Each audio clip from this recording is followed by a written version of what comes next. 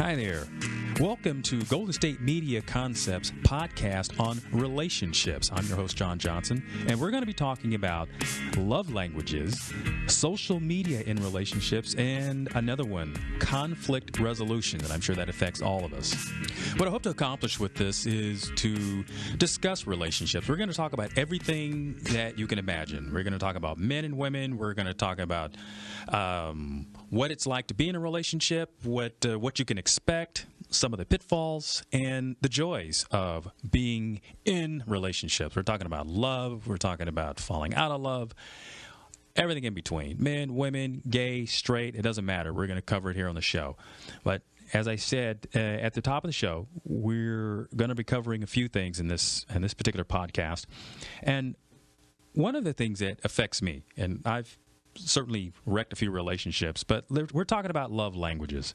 There have been a few authors that have covered this topic in particular, and one was an author, Gary Chapman. He wrote a book called The 5 Languages of Love. And I found it very enlightening. There's words of affirmation, and some people share their affection through saying nice things. And so there's words of affirmation. They give gifts. They have quality time, acts of service, physical touch. And again, each one of us experiences this in a different way. But something that I think is very important was when you are in a relationship and you're borrowing from this topic of love languages. Understand something very important to this is there's ways in which you want to be loved, and there's ways in which your partner wants to be loved. And it's really important to understand how your partner wants to be loved, because that's the communication part of this. I think quite often we share our own concept and then expect people to give that back to us. Well, that's because that's how we're wired to think from children. We want stuff for ourselves. And you know, as if we can relate, we've probably been told that, you know, do unto others as you would have them do unto you. So that's kind of in the roots to our wiring. So it would be natural to do the same sort of thing as you get older. But when it comes to relationships now, understand that there's got to be a little bit of a paradigm shift. You have to understand that it's the person you're in a relationship with.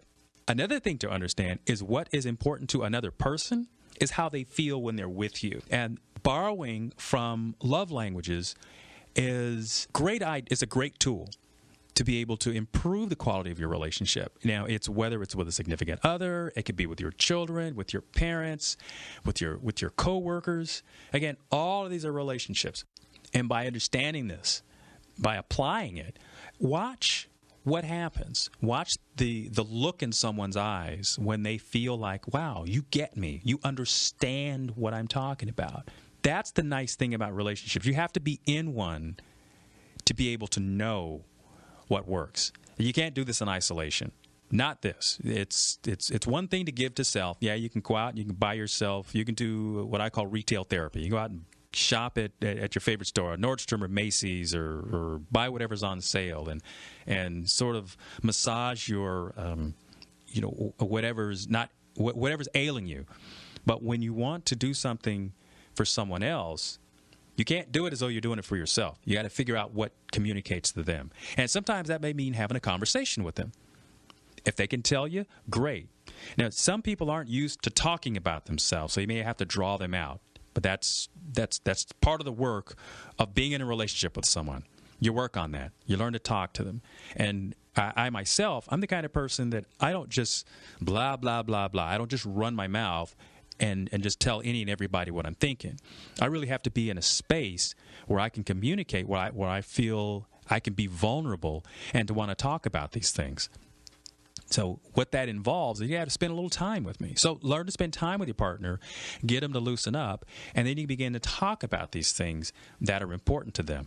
And obviously communication is the key. That's what the show is about. We're going to talk about communication. When you develop that with them, you know, you're developing intimacy. You're developing trust. And that's what it takes in order to make this stuff work. It's not something that somebody can just walk in and just start doing, especially when they're just doing it from their own reference. Now, there's the altruistic individual that just wants to give and do it for the sake of giving. I mean, that's great. But what I'm talking about here is something of developing a relationship with somebody. And how do you do that? Well, this is a technique. Languages of love. Gifts. Some people like gifts. As I said, go shopping at Macy's. They're having a shoe sale. Well, I'll tell you what, guys. If you want to make an impression on your woman, go shopping with her. And don't just sit there in the chair when she comes out and tries on something and comes out and wants to show you. Be interested. Show that attention. Show that affection. I guarantee you're going to get a reaction because most guys don't want to do that kind of thing. And when you do, when you show that interest, you'll get the feedback. And ladies, I know guys oftentimes really get hung up in talking about themselves a great deal. But one of the languages of love for a guy is to be able to talk about the sports thing. Give him a little attention. I guarantee he'll appreciate it. He'll really think you're interested. And, you may find out something you didn't know. You can make it relevant. You can make an analogous to something that's important to you. But, I'll tell you what, when women use sports metaphors around a guy, guys love it because it's something that's innate in them is to be able to talk about it, but not direct. Meaning, when you use a metaphor, you're using a different set of words. Instead of saying, hey, honey, I really don't like that when you look at me that way. You could say, you know what? I don't like it when you glare at me like you're staring at me from first base, like you're the umpire staring into the dugout. It really makes me feel uncomfortable. He'll get it. That's one of the things. In acts of service. Now, this is a language of love that I think a lot of people can relate to, and especially the person that likes to do things for someone else. An act of service. Well, a lot of guys get stuck in the friend zone when they do this sort of thing. But, a lady who's an issue with her car or there's a plumbing problem and you want to run over there and help. Well, I tell you what, being able to give to someone is an act of service. And the person that's receiving that, say, for example, the guy comes over to your house. He sees that you've got a plumbing problem. He comes over and fixes it. I mean, not only just does he fix it, but he says, you know what? Why don't we put in a new faucet? Because this faucet is just raggedy. Well, that's going to take a little more time. He's got to go down to the hardware store, get that faucet and want to put it in and put all the pipes and hook everything up. And he says, see, look at that. Hey, you got a brand new one. That's an act of service. I'll bet you the guy's doing it out of love. He likes to be appreciated for that particular aspect of his skill because not all guys can do that sort of thing. Not all guys are mechanically inclined, but those of us that are mechanical, we love that. We love being appreciated for that. But understand, that's an act of love. That's that giving that shows, I really care about that person. Some people can just throw money at a problem and never have to touch it. But but not everybody has the means to do that. So that's an act of service. Physical touch. Walking up and just arbitrarily stroking someone's arm or grabbing their hand, and that's what I'm talking about, physical touch. Or I'll tell you what's a really nice one is if you're just kind of sitting, you're sitting back, you're just kind of not paying attention to things, and you might have a little stress on your face, and when your woman walks up to you and just starts stroking your forehead, doesn't that feel good? Doesn't it? Yeah, it does. It does feel good. You just start rubbing that forehead, and you can just feel the stress just melt away. I like that. That's physical touch. And, there's the other part. There's sexual arousal, too. You can, and guys kind of relate to that part. I know women are always saying, well, guys are always trying to hit a home run in the first date. Well, sex is very important. I mean, it's important to all of us. But guys tend to respond to that because that's part of their wiring. They have to understand themselves that, there's when it's appropriate and there's when it's not. But given the experience, guys obviously respond to sexual conduct. They love it. But again, you got to do it when it's appropriate. So did I talk about words of affirmation? Yes. Gifts, quality time, acts of service, physical touch. I think about what does it mean to be affectionate? Well, it comes in several forms. It's a look. It's a stroke of the arm. It's being thoughtful. Thinking of remembering today's the anniversary, that sort of thing. Never forget those. These are tools you could use the rest of your life, and it works in all your relationships. And what I have coming up next is social media in relationships. We're going to talk about that because I know that a lot of people borrow that, and what happens to them is if you use it in the wrong way, it could grenade a relationship in a heartbeat. And we'll be right back after this. Are you looking for the very best NFL and college football podcast? Then check out the GSMC Football Podcast. Get the latest football news both on and off the field. From the NFL Draft to trades to the rumor mill to the NFL Combines, they got you covered. That's GSMCpodcast.com/football-podcast. Get updates on college rivalries, game day insights, and much, much more. It's football talk the way you want it. This show eats, sleeps, and breathes football. Don't forget to like them on Facebook and follow them on Twitter. Visit GSMCpodcast.com for more info.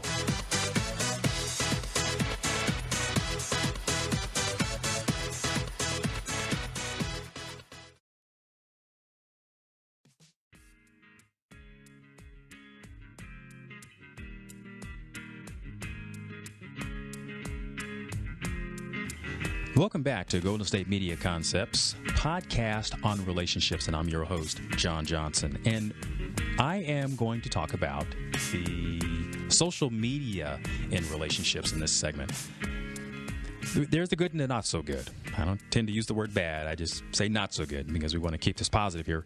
One of the things that comes up, and I'm talking about the good stuff, is the communication with friends and family. Now, social media has been around for a little while now, and a lot of people use it.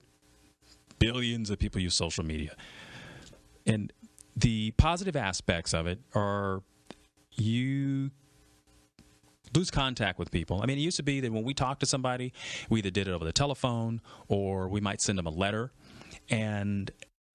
But with social media, and I'm talking about your Facebook and your Twitter and your Snapchat, things like this. You have an opportunity to be seen, to see and be seen almost instantly. And the nice thing about that is you have a global reach, and you can reach and love people who you could normally lose contact with, and they're readily available. And you can make friends, you can learn about things, share ideas, interests. And here's another thing. This time, politics, what do? They borrow in social media all the time. They pull up ideas. They want to fire it out there. You can Twitter. You can tweet something, and you know exactly what that person is thinking, and you can respond back in real time. And that's an amazing thing. That's just like having a telephone, but you can reach millions and millions of people. When you're on a phone call, you can talk to that one person on the end of the line. But when you have something like Snapchat or Twitter or Facebook, you can reach hundreds, thousands, even more people in an instant. Okay? That's powerful. That's incredibly powerful. Yet it has a downside. And this is something, and again, this all relates to relationships. The downside is, think about how fast that information gets out there. If you're involved with somebody and you're putting your business out there on Facebook, you might want to find out how comfortable your person is with something like that. Because relationships, I mean, it's designed to be intimate. You want that relationship with that person right there. But when you're throwing everything out there in the world for the world to see, people are judging that. I don't think that's not necessarily a good thing, because people have the intimacy of what's going on between the two of them and the perception of things. Because realize, if somebody else is looking at this, not just your partner, but when the world is looking at this, they may have a different spin on it. That could be death to a relationship. And when people are going through hard times, one of the unfortunate things that happens is, if they put that information out there, people are looking at it, and people are passing judgment. And there are lots of people that we may have as friends and acquaintances that may want to weigh in on this, and they could be giving you bad advice. Advice, and this is my opinion, but I think advice should be given from someone who is more of a neutral party. I mean, there are people who are experienced in life and who might be great resources, But you got to be careful with that because everybody's had their experience. And some people might tell you, do this. This is the only way. I don't do that. I personally qualify things. And number one, I don't give unsolicited advice, for one, because I found out that that kind of just makes you seem a little narcissistic, like my way is the only way. But it's about listening to what's going on. And when you're Snapchatting or instant messaging or Facebooking, who's really listening to you? They're just looking at it, reading the words, looking at the pictures, and making a decision, and they're firing it back. And when you're in a relationship with somebody, think about what's happening to them. Now you've just put them and everything they're about on Front Street. Now, we're not talking about catching a criminal who just robbed a bank. You take a picture of him, put it out there, and we'll all find him together. No, we're talking about something, and you've had a breakdown in communication. You've had an argument with your significant other. And you're putting the details of that out there in the world. Well, what if you make a mistake? And quite often, in conflict, that's what we've done. We may have misinterpreted something somebody said, an action, and you need to have time to process that. And social media doesn't necessarily give you that opportunity, not when you just throw it out there in the world. So what happens? It gets misinterpreted, and then it's magnified. And once it's out there, you can't get it back. So you don't get a chance to recall it. They're like bullets. Once it's out there, it's out there. And people get very hurt, and people can be damaged for a very long time. It takes years to build a reputation. It takes seconds to destroy it. And when you really look at your life and the things that you value and how long that it's taken for you to build those things, and relationships included, to think that they can be destroyed in an instant. Social media, be careful. Use it wisely. I think my advice on that is, it's like with when you have a breakdown, when you're in an argument with someone, you don't always say what you're thinking. Hold on to some of that. Give it a chance to cool. And I usually wind up feeling better the next morning. I know it's quite normal feeling to want to say everything that you think, but I can tell you, if that's how you operate, then you need to come up a few notches. You need to really think about the other person.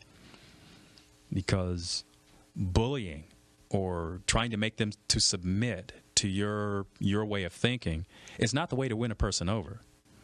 If you listen to my last segment, we talked about love languages. Borrow from that, and you'll be much more convincing. It's much easier or better in the long run to be able to get someone's cooperation rather than to feel like you're going to browbeat them into submitting to you. And when you think about how powerful social media has become, so it does merit, when you're using it, consider what you want to have happen, consider the impact on the other person, and when you think about yourself, think about what you're putting out there. Because everyone's going to have judgment on it. Really. They will. They will judge it. That's what human beings do. You do it yourself. You do it without even thinking about it because you're wired to do that. You're wired to assess very quickly what's going on and make a decision. That's what we do.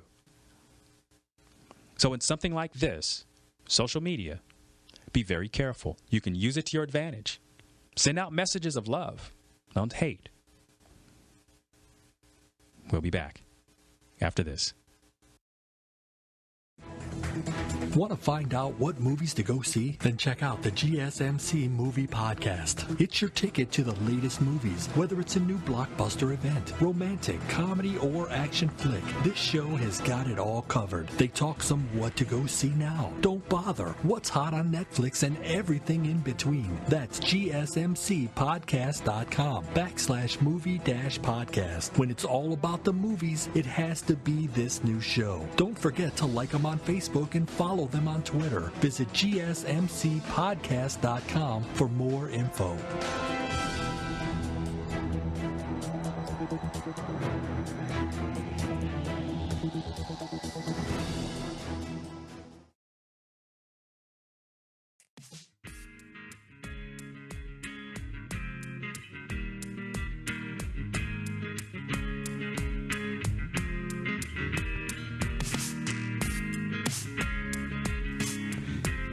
And if you're just joining in, I've been talking about love languages, social media in relationships, and I am now going to cover conflict resolution in relationships.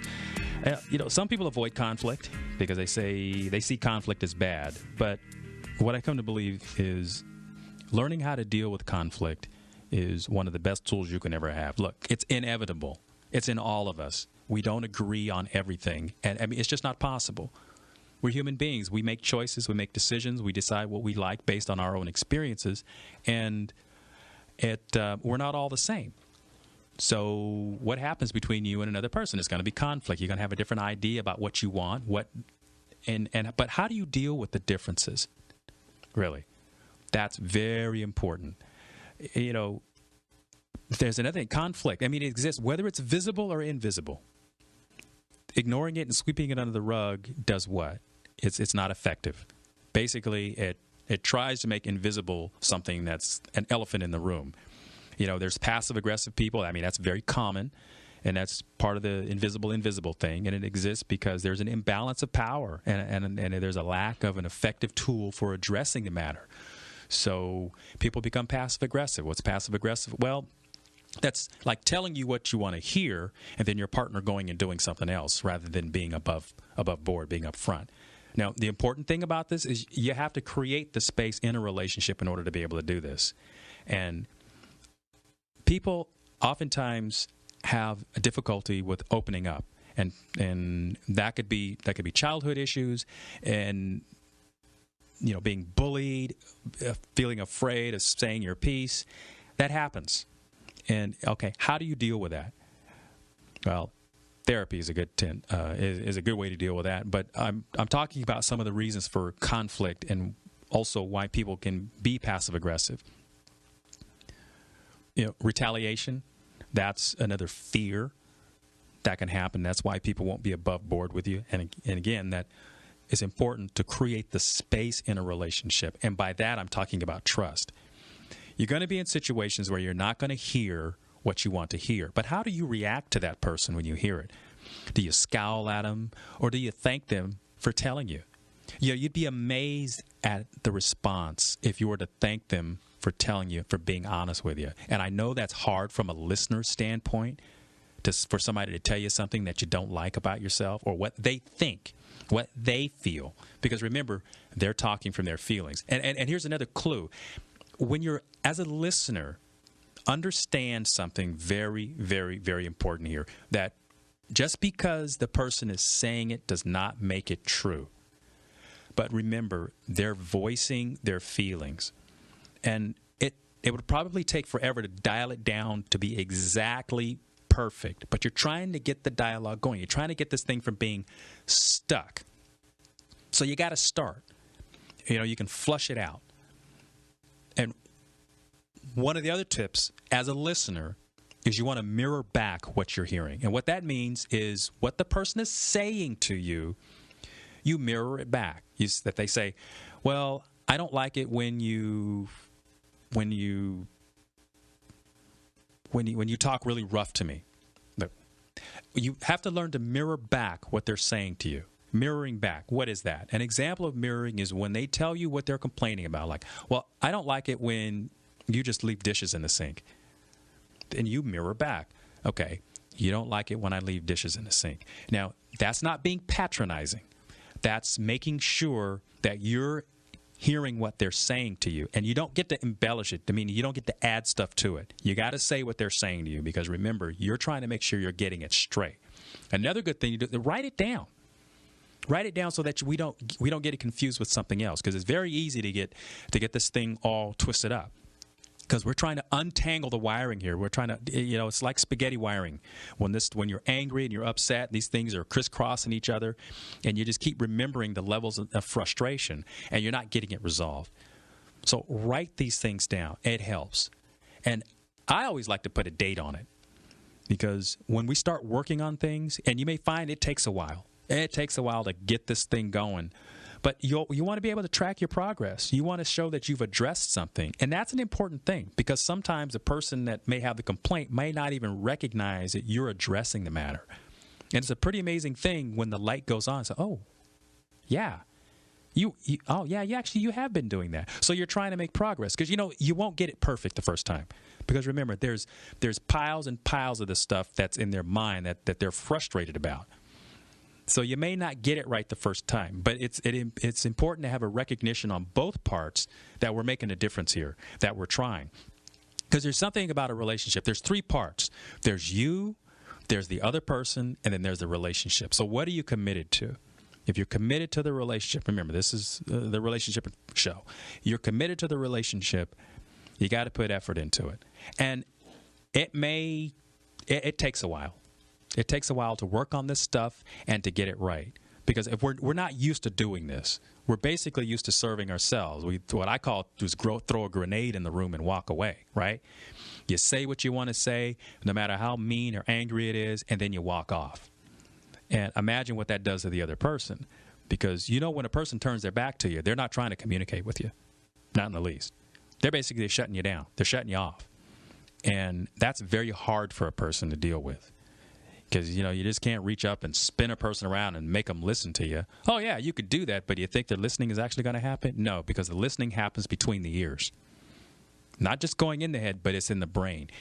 And they got to feel that they're being respected. So another thing, it's important to stay on topic. Because with the idea of conflict resolution, when you've got a whole bunch of things that are bothering you, and I've had this happen to me. Talking to the girlfriend, she's telling me what's bothering her, and everything, including the kitchen sink, comes out. As a listener, as a guy, that is the hardest thing in the world to deal with because you're thinking, okay, where do I start? I mean, do I just walk away from this just smoking heap? No, you don't. You try to help him narrow it down to one thing. And you know what's amazing? Oftentimes you will find that there's one common thread that underlies all of this. And when you fix that, a lot of these other things just melt away. Imagine how good that feels. So that's limiting the discussion so that you don't feel overwhelmed. And remember, everything that's being said doesn't have to be factual because that is difficult because people are remembering how they felt. So they're going to describe it in words about how they feel. And it may seem real inflammatory. Expect that. That's part of the process. It's supposed to go that way. And then after the person's had a time, and we should put a time limit on this so you just can't go on and on and on and on and on forever. Then you can see some of the tension start to melt away. And then you begin to work on communicating. You begin to talk about how we're going to resolve this. Okay, I've written it down. You don't want me to put the dishes in the sink and just leave them. Would you like me to rinse them off? Would you like me to do the dishes once or twice a week? Whatever your partnership, whatever your agreement is going to be, you work on those things. And I guarantee you're going to start having a difference in the relationship that you have. And here's something that I think is important to all communication is when you're trying to resolve a conflict, it is important to avoid backing a person into a corner. I believe you should give a person a tactful way to back down. You may catch them with their hand in the cookie jar. I saw you do it. Now that serves the person who's speaking. Oh, I saw you do it. I know you did it, blah, blah, blah, blah, blah, blah. Well, think about it. They know they've been caught. But when you're willing to be diplomatic and show that, look, I'm not trying to cut your head off, but I want us to both feel whole. Give them a tactful way to back down. Say, I would rather that you not have your hand in the cookie jar. How about we promise to not do that? And you both agree to it. It's a lot easier than making a person confess that everything that they ever did, because that's humiliating. And humiliation doesn't work. Shaming does not work. It's a tactic. It works on that guilt thread. It's the string on the guitar that's just the bad one. And guilt only gets worse. So don't use that. Don't guilt someone. But again, giving a person a tactful way to back out of a situation is like extending an olive branch.